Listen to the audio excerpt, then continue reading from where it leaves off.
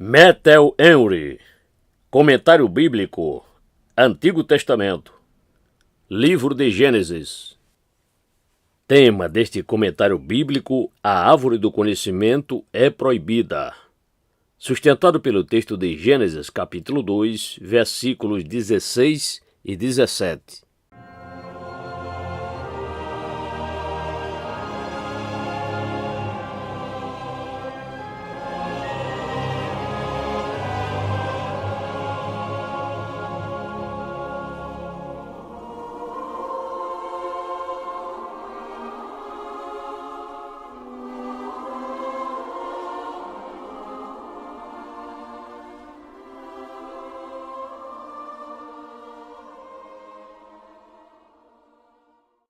E ordenou o Senhor Deus ao homem, dizendo: de toda a árvore do jardim comerás livremente, mas da árvore da ciência do bem e do mal, dela não comerás, porque no dia em que dela comeres, certamente morrerás.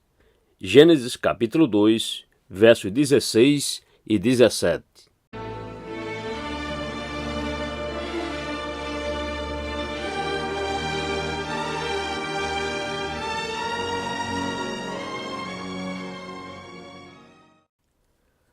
Observe aqui, ponto número 1, a autoridade de Deus sobre o homem, como uma criatura que tem razão e liberdade de decisão.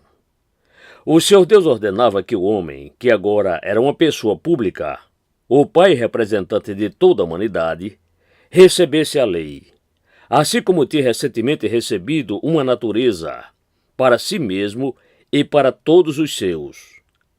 Deus ordenava a todas as criaturas de acordo com a sua capacidade. O curso definido da natureza é uma lei. Salmo 148, verso 6 e 104, verso 9.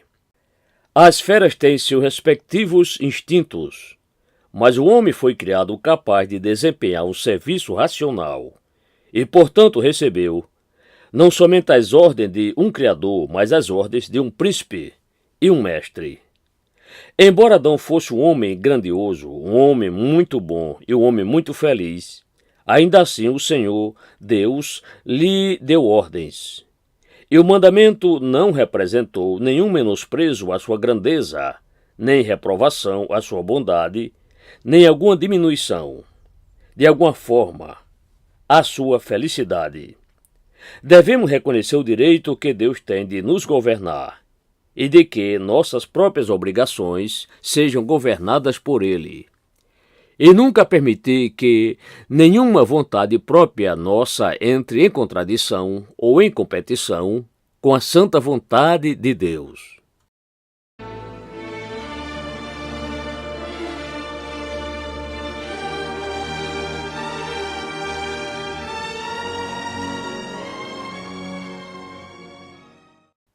Ponto número 2. A declaração particular desta autoridade ao prescrever ao homem o que ele deveria fazer e em que termos deveria estar com o seu Criador. Aqui temos, primeiro, uma confirmação da sua atual liberdade, com a concessão: de toda árvore do jardim comerás livremente. Isto era não somente uma concessão de liberdade a ele, de tomar os deliciosos frutos do paraíso como recompensa pelos seus cuidados e esforços para lavrá-lo e guardá-lo. 1 Coríntios capítulo 9, versos 7 e 10. Mas, além disto, uma garantia de vida para ele, vida imortal, desde que houvesse a sua obediência.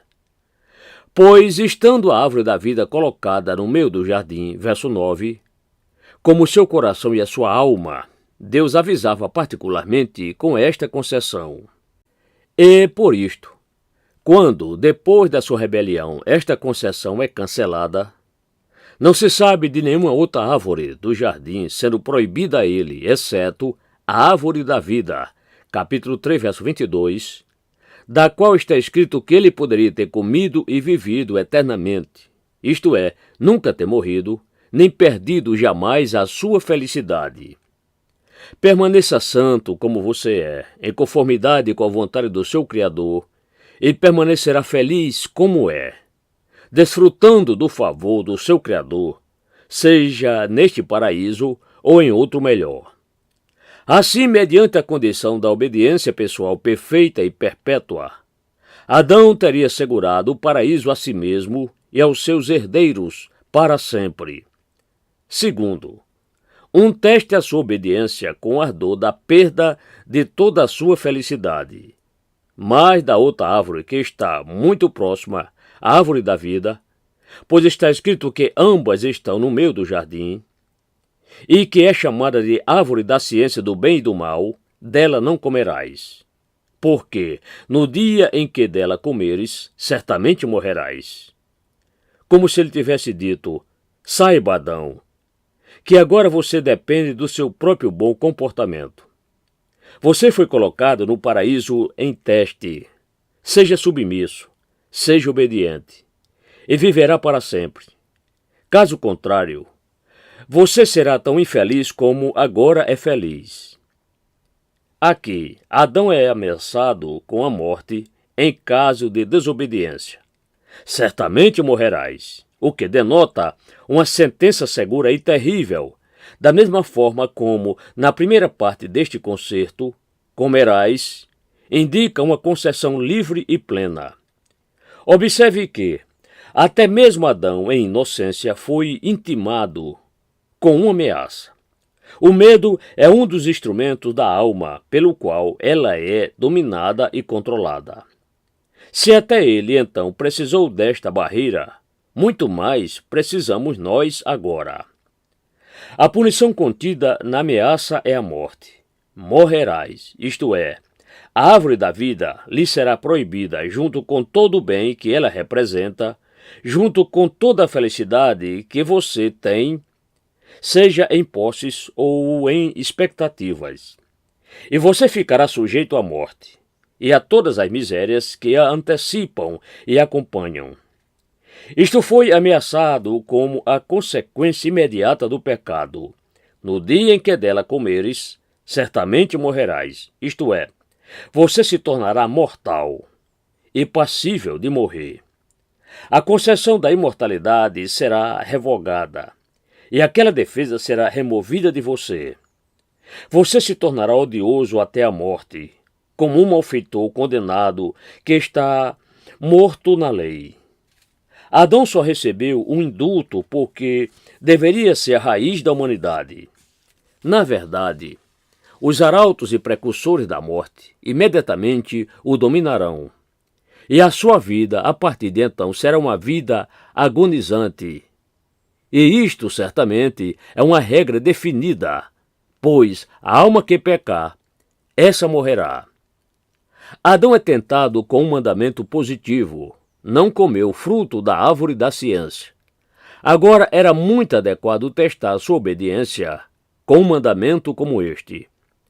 Porque a razão deste mandamento se origina puramente na vontade do legislador. Adão tinha na sua natureza uma aversão àquilo que era mal por si só e, portanto, ele só é tentado em algo que era mal porque era proibido. E sendo uma questão pequena, era mais adequada para testar a sua obediência.